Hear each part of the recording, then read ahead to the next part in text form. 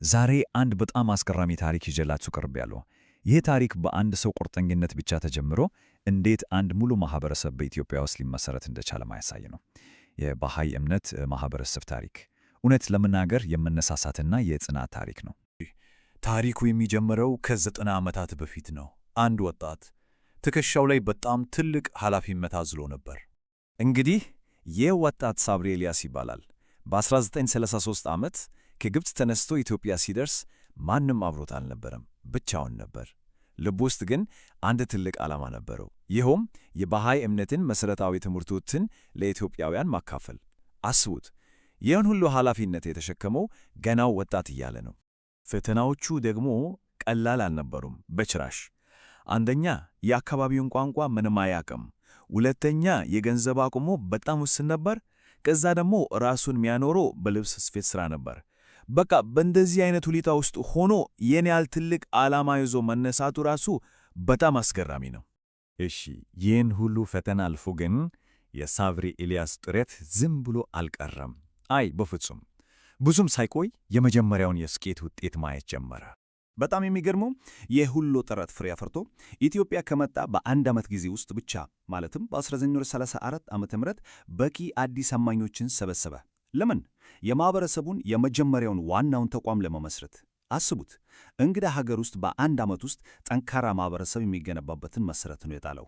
ይህ ተቋም ደግሞ ለወደፊቱ እድገት በጣም ወሳኝ ነበር።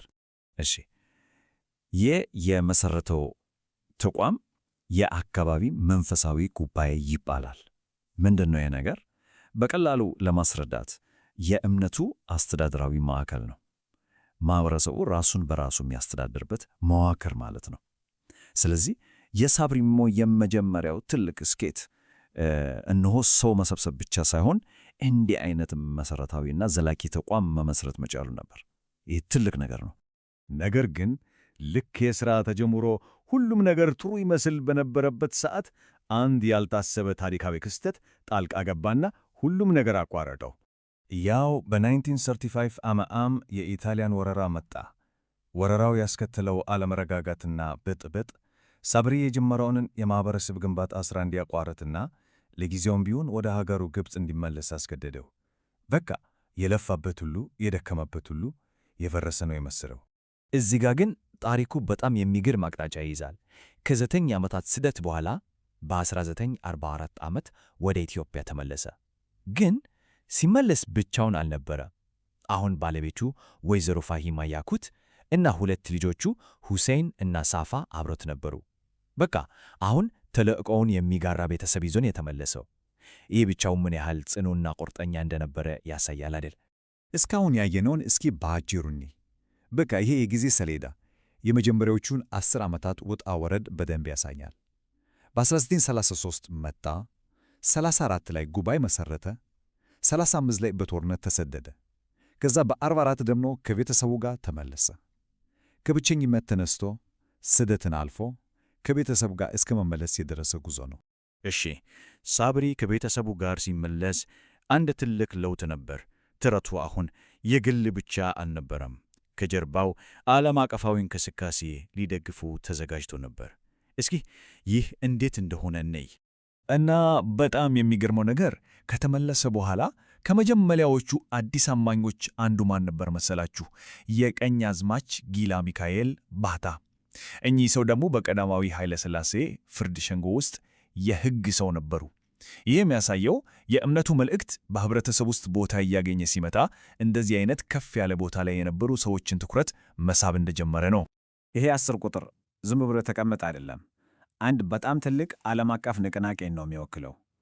የ10 ዓመት ዕቅድ ይባላል። ከ1953 እስከ 1963 የነበረ ይሄ ዕቅድ እንግዲህ የባሃይን እምነት በዓለም ዙሪያ ለማጠናከርና ለማስፋፋት የተዘጋጀ የመጀመሪያው የተቀናጀ ጥረት ነበር። እናም በዚህ በ10 ዓመቱ ዕቅድ ምክንያት የሳብሪ ኤልያስ ብቸኛ ጥረት አሁን በዓለም አቀፍ ደረጃ ድጋፍ ማግኘት ጀመረ። ከግብፅ፣ ከአሜሪካ፣ ከኢራን፣ ከተለያዩ ሀገራት አገር አግኚዎች መጥተው ሥራውን ማገዝ ጀመሩ። ይሄ ደግሞ እድገቱን በጣም ነው ያፈጠነው። እሺ፣ ይሄ አዲሱ የድጋፉና የእድገት ጊዜ ማህበረሰቡን ወደ ላቅ ደረጃ አሸጋገረው። እንዲሁ ሰዎች ተሰብስበው ከማምለክ አልፈው የሚታዩ ተጫባጭ የሆኑ ተቋማትን መገንባት ጀመሩ። በቃ በ1670ዎቹ የአዲስ አበባ የባህይ ማህበረሰብ በጣም አደገ፣ በጣም። ስለዚህ አንድ ችግር ተፈጠረ።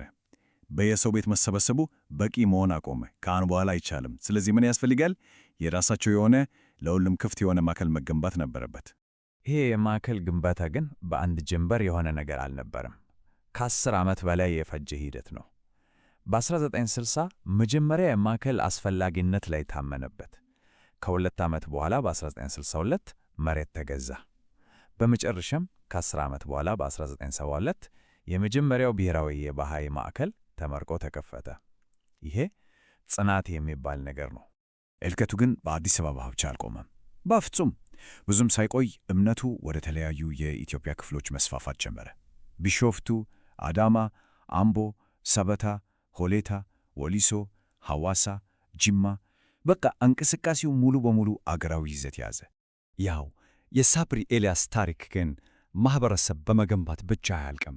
ከዛም በላይ ጊዜ ማይሽራው ማይፋቅ የእውቀት አሻራ ጥሎ አልፈዋል። እንግዲህ ዋናው ነጥብ ይሄ ነው። ማህበረሰብ መገንባት በጣም ትልቅ ነገር ነው። ነገር ግን የእምነቱን ዋና መጽሐፍ ወደ አማርኛ መተርጎም ይህ ሌላ ደረጃ ነው። እውቀቱ ለትውልድ እንዲተላለፍ የሚያደርግ ዘላለማዊ ሥራ ነው የሠራው። ይህ የተረጎመው መጽሐፍ ደግሞ በሃኡላህና አዲሱ ዘመን ይባላል እና ከሁሉም በላይ የሚገርመው ነገር ይህን ትርጉም የሠራው ኢትዮጵያ ከመጣ ገና 1 ዓመት እንደሆነው በ1934 ዓመት ነበር። ገና ቋንቋውን እየተማረ ገና ራሱን እያቋቋመ። ይህ ምን ያህል አስተዋይና ለሥራው ቁርጠኛ ሰው እንደነበረ በደንብ ያሳያል። እና የታሪኩ መጨረሻ ላይ ይሄ አስደናቂ ክስተት አለ።